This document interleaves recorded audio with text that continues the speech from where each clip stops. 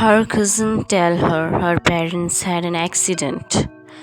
They are not alive anymore. The girl shook her head in denial, refusing to believe it. I want you to know the whole truth, she insisted. The man said, it was a bad news. You need to come out of it. Her cousin's voice was flat. They already had been buried. With their condition, we couldn't save them. Their bodies were covered in blood and lots of injuries on. It was better to bury them quickly. So we couldn't wait. She frozen, unconscious. You mean they were even awake? They were not even awake? They were gone, the cousin said. There was nothing. She stood up, trembling. How dare you? Who the hell are you? I am their daughter. I am the only daughter they have. I am their family. I decide what happened to them. You had no right. I am telling you, it wasn't my decision, he said. His voice trembled. The police insist. The doctor agreed. They said it was necessary. I am sorry. I understand your pain. No, you can't. Her eyes burning. You don't understand. None of you do. Not the police, not the doctors, not you. No one understands the pain of a daughter who left all alone, who can't even say goodbye to her parents for the last time. Her voice broke. It's like they left today and will never came back. Oh my God. If I had known, I would have to go with them. I should been there. It's all my fault. All my fault. You are responsible for this. You buried them without my permission. You have no right to do this all. You create mess.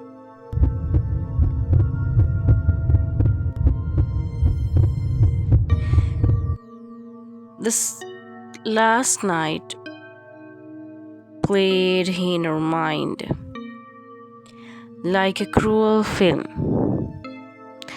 They had asked her to come alone, smiling, insisting she enjoyed the party, but she was tired. She told them she don't want to come with them. She want to stay at home just this once. They left at 6. It was only a business dinner. They said she stayed behind waiting for them. She kept waiting and waiting, but no one came. They were supposed to be back by 9. Dinner was never later than, but the clock hits 10:30. The house still felt too quiet, too empty. She remembered all the memories one by one. She was walking in the garden and scene of that night when she was standing alone on the road. There were a lot of things going to be happen, police, ambulance, but she was alone after all. A pale figure between shadows, her breath caught the shapes. It was wearing her mother dress. Goosebumps picked across her skin. She just sit alone, thinking about all this. Now I have to go to them. Just take me there. Now she in the back.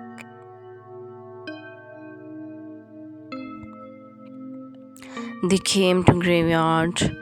Her finger kept pressing into the cold, wet clay. At first, she was only tracing shapes, something to occupy her trembling hands while her tears kept falling, but then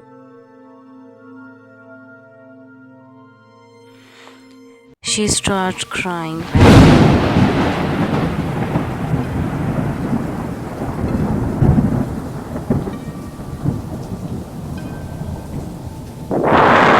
A trembling voice on other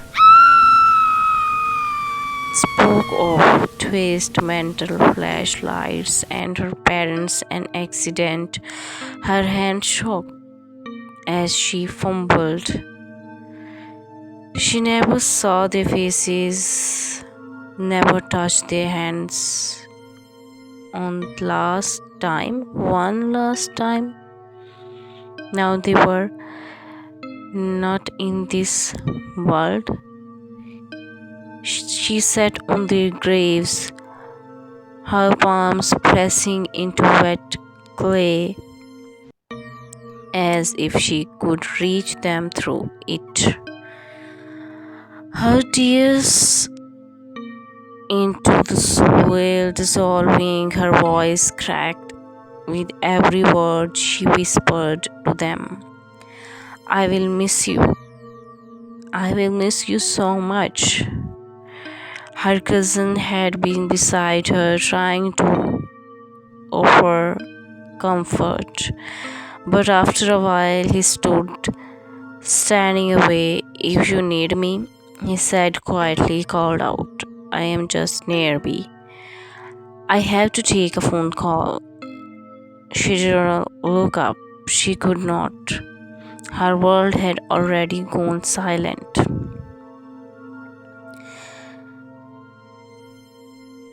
She pulled it on a Marie Claire memory of the past came back to her mind. She remembered how her parents got married.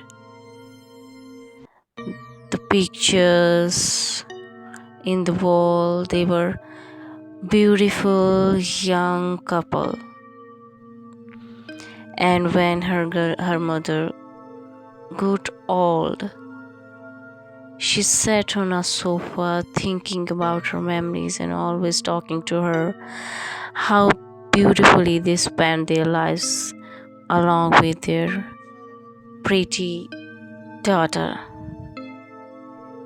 Their life was so complete, a happy family of three: her mother, her father, and she. She again remembered the night she wanted to say goodbye. She left her parents on the door. They were insisting her, but she denied. And they just go for dinner. They went there.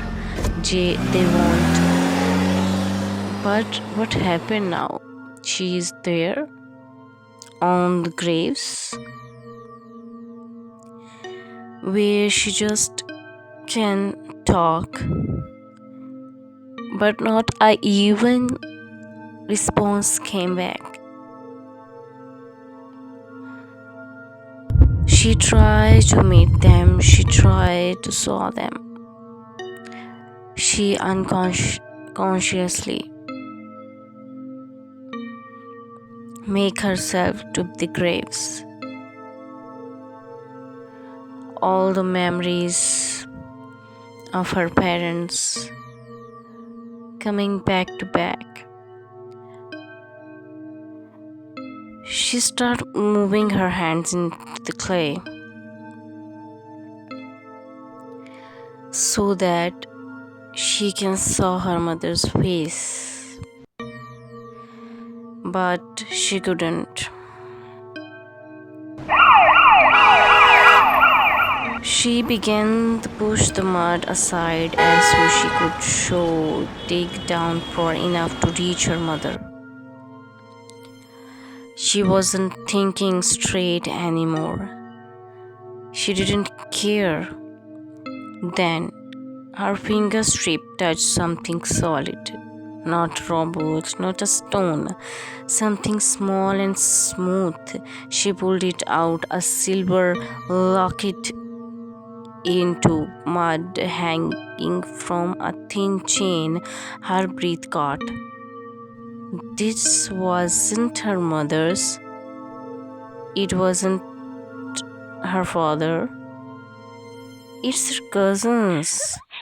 She remembered the day, maybe 10 years ago, when they bought it together.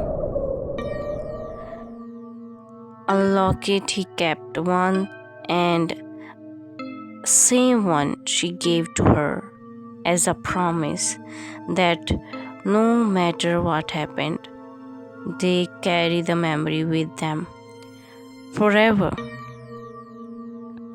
So why was the second locket, just like her, was there,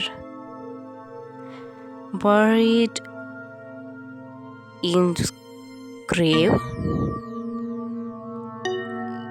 like this? How is possible?